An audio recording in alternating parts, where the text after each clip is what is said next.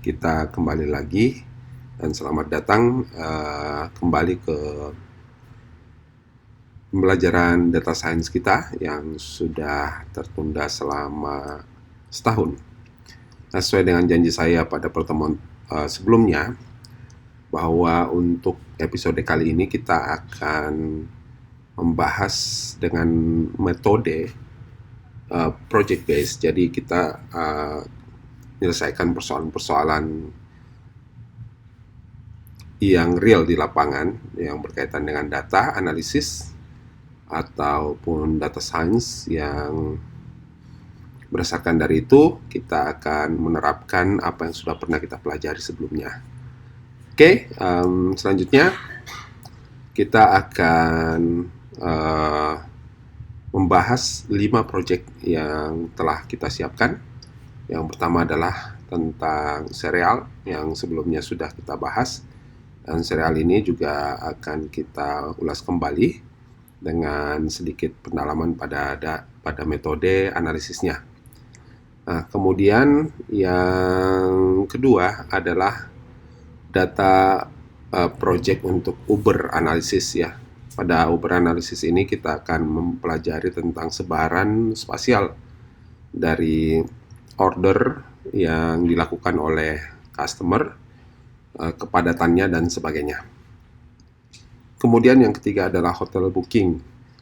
Ini kita akan mencoba untuk menganalisis tentang tingkat preferensi dari customer yang berkaitan dengan jenis, tipe, dan juga waktu-waktu yang dipilih oleh customer dalam bookingan hotel.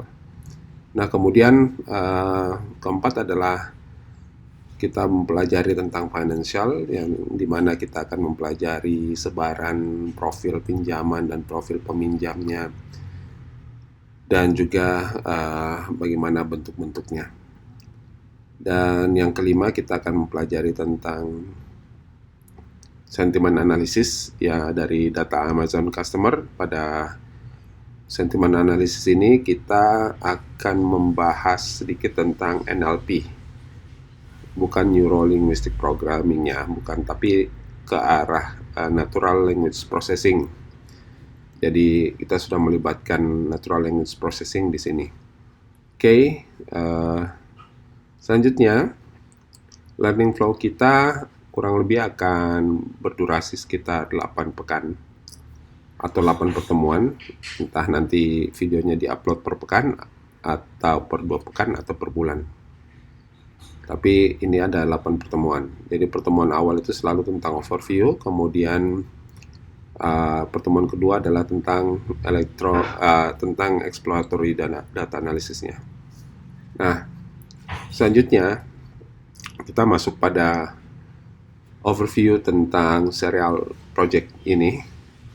Di serial project ini kita memiliki data perusahaan yang sebelumnya kita sudah pernah melihat datanya seperti apa. Namun ada baiknya kita akan mereview kembali data itu, apa-apa saja. Nah, tapi sebelum kita masuk ke situ, kita sedikit flashback dulu tentang serial itu sendiri. Ini untuk memberikan kepada kita informasi tambahan terkait dengan story dari serial itu. Nah, di tahun 1863, seorang dokter bernama James Caleb Jackson, dia adalah seorang vegetarian. Dia percaya bahwa makanan yang sehat itu harus terdiri dari biji-bijian, buah, dan sayuran. Kemudian dia mencoba untuk membuat sebuah formulasi yang dia beri nama granola. Nah, granola inilah yang kemudian kita kenal sebagai sereal. Nah, di tahun 1800-an akhir, Dr. John Harvey Kellogg itu mencoba untuk membuat formulasi juga. Dan dari formulasinya itu kemudian ia mendirikan sebuah perusahaan yang akhirnya kita kenal sebagai Kellogg. Nah, Kellogg ini yang pertama kali menjual atau mengkomersilkan sereal ini dan mempopulerkannya sebagai sarapan sehat. Di tahun 1900-an kemudian muncul perusahaan-perusahaan lain yang menjadi pesaing Kellogg atau yang menjadi partisipan dalam industri sereal ini. Di antaranya adalah Quaker Oats, General Mills, Ralston Purina, dan sebagainya. Perusahaan-perusahaan ini akhirnya berkembang menjadi sangat banyak. Ada ratusan perusahaan yang memproduksi sereal saat ini, yang setiap hari menjadi sarapan masyarakat di dunia. Namun yang berkaitan dengan data kita hanya akan membahas mungkin sekitar 5 atau 6 perusahaan, ya. Perusahaan-perusahaan itu yaitu kurang lebih adalah Kellogg.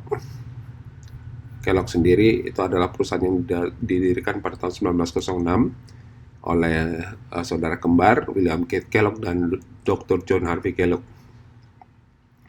Produk-produk yang mereka jual itu adalah Rice Krispies, All Bran, Cornflakes, Wheat Flakes, dan sebagainya. Nah, perusahaan Kellogg ini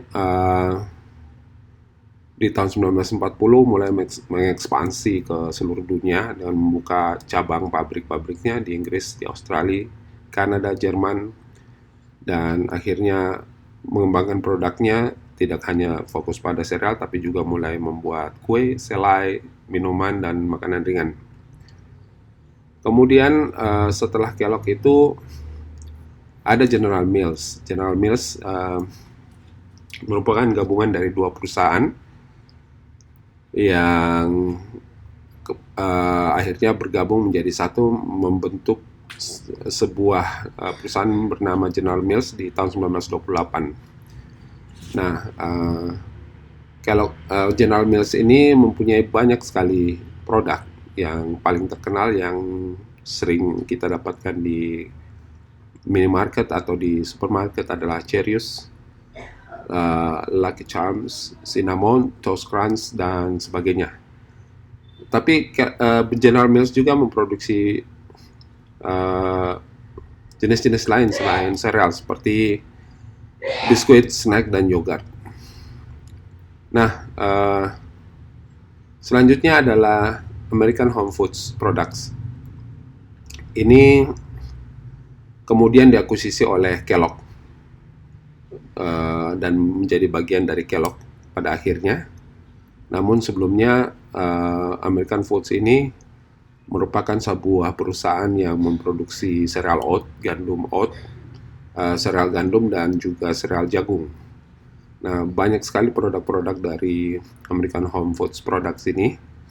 Di antaranya adalah yang paling terkenal itu seperti Alpha Beats, Golden Crisp, dan Honeycomb. Oke, dan selanjutnya ada perusahaan bernama Nabisco. Nabisco ini adalah singkatan dari National Biscuit Company. Didirikan di tahun 1898 di New Jersey. Nah, sereal andalannya itu merupakan sereal yang berbentuk shredded wheat.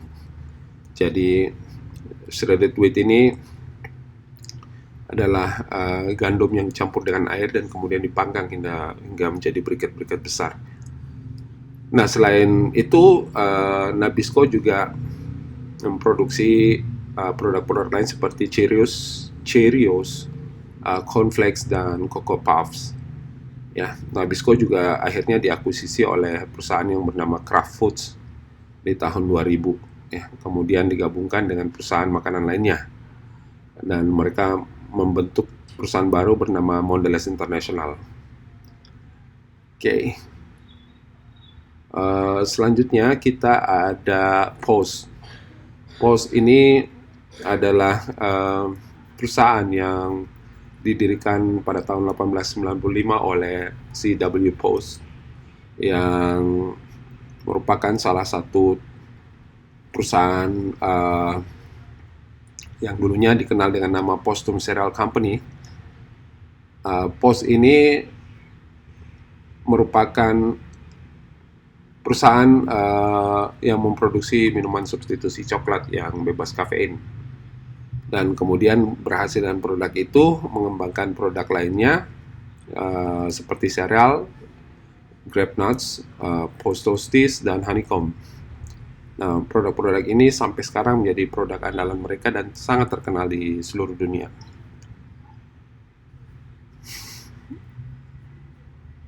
Selanjutnya kita ada nama Quaker Oats. Quaker Oats ini adalah salah satu legenda juga dalam industri sereal.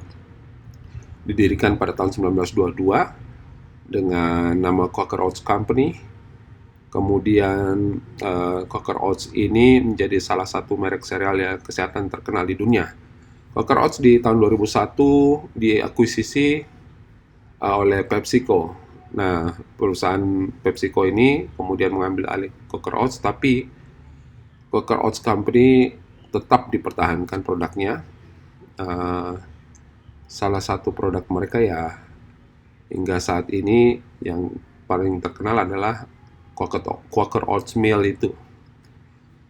Oke, dan selanjutnya kita ada Ralston Purina. Ralston Purina ini ada pembuat makanan untuk hewan peliharaan dan juga sereal bagi manusia.